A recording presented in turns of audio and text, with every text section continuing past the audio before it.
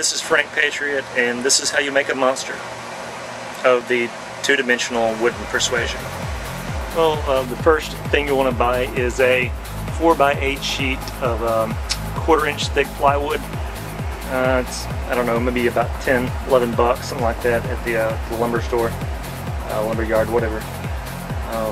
That's what you'll make this out of. Anything thicker, hey, that's fine, whatever.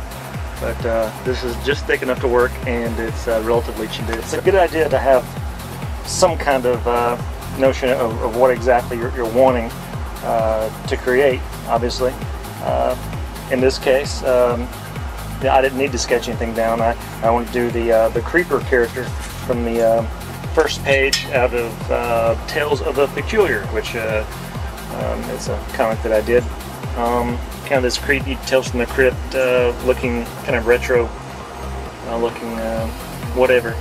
I'm going to sketch this with some chalk on the wood and then cut it out with a jigsaw. I don't know if you're able to really just see the chalk on here, but usually what I'll do is I'll kind of sketch out my basic shapes, just kind of like drawing a comic book page.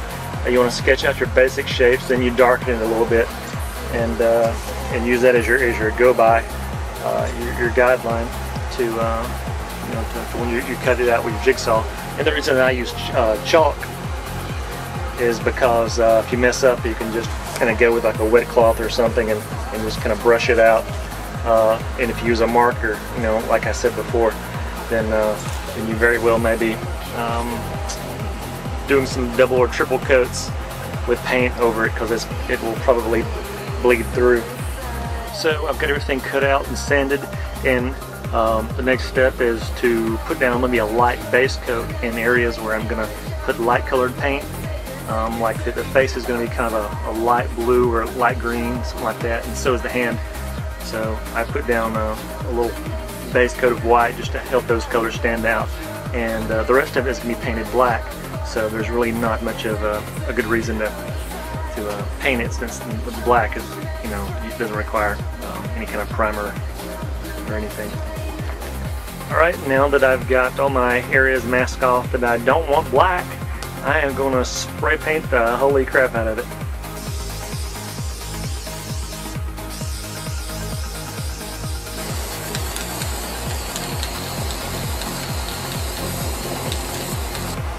Okay, so now you've got everything spray painted black, except down to the bottom. I'm going to be cutting this a little bit short once I figure out what kind of height I want. Missed a little bit of, might be overcovered with the masking tape just a little bit. That's okay though. We can touch that up with just some black craft paint later. So now I'm going to take a pencil and lightly draw in the features on the face and the details on the hands, and then probably go over it with maybe a Sharpie when I'm absolutely certain what I want to draw, and then add paint. So now I'm just going to take a pencil, I'm just going to lightly draw in some of the lines on where I want my details for the hair and the face and everything, and then I'll go back over once I'm absolutely certain where I want my permanent lines to be. I'll go back in with a Sharpie and finalize everything, and then I'll go back in with my my light colored greenish blue paint, whatever color I want the face to be, then paint over it, and the Sharpie will be so dark I can still see the lines, and if I want to retrace those lines with paint or the Sharpie again, I can do that.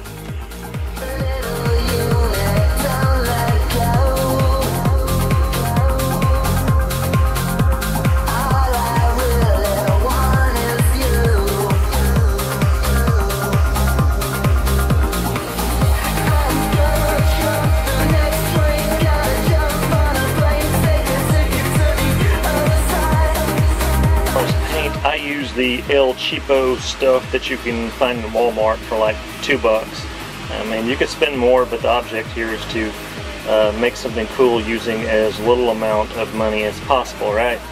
So this stuff works just as good as anything that I've found.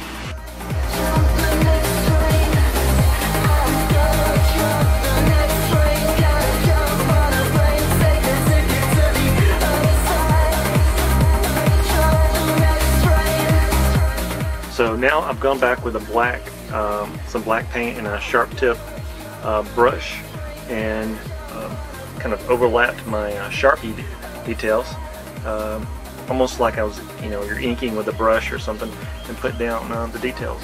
So now I'm going to add some blue highlights to the inside of the robe there, and on the arm, and after that I will probably take some white paint maybe and go around the edges of the robe to add maybe some lights or some highlights.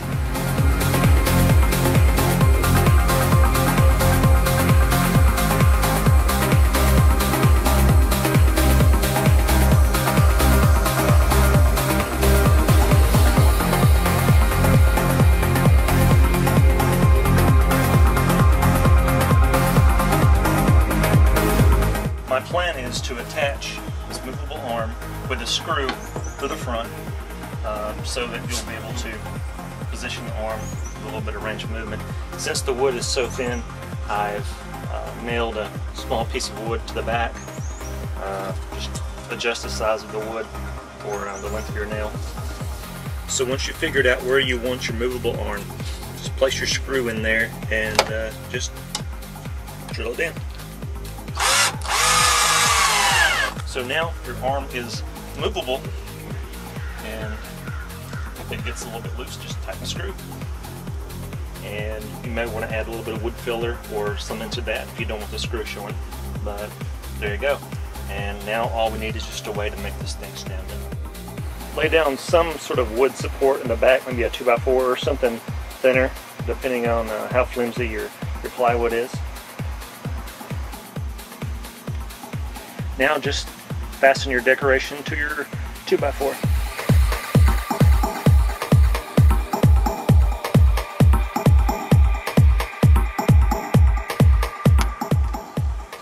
So now that you've got your wooden support on the back of your plywood, you just build a very simple base like this. This is just some leftover particle board and 2x4s cut up.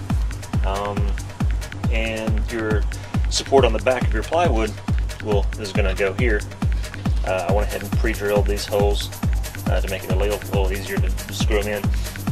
If you don't want to use these, you can buy these really simple, cheap little metal brackets to hold your wood on here. I will warn you though that if it's kind of windy and your plywood is kind of big, the wind may cause it to bend a little bit. I found that out the hard way, and your monsters will kind of lean back or forward, or whichever way the wind blows, and make them look kind of weird. So let's just attach this to the support on the back of our plywood now.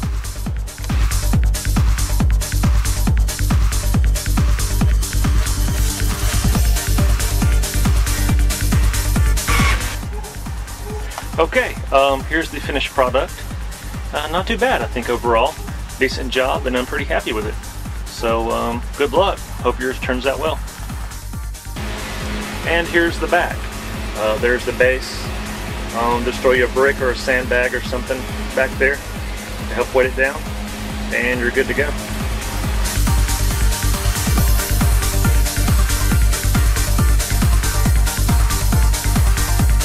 Here's another one that I've done. That yellow busher.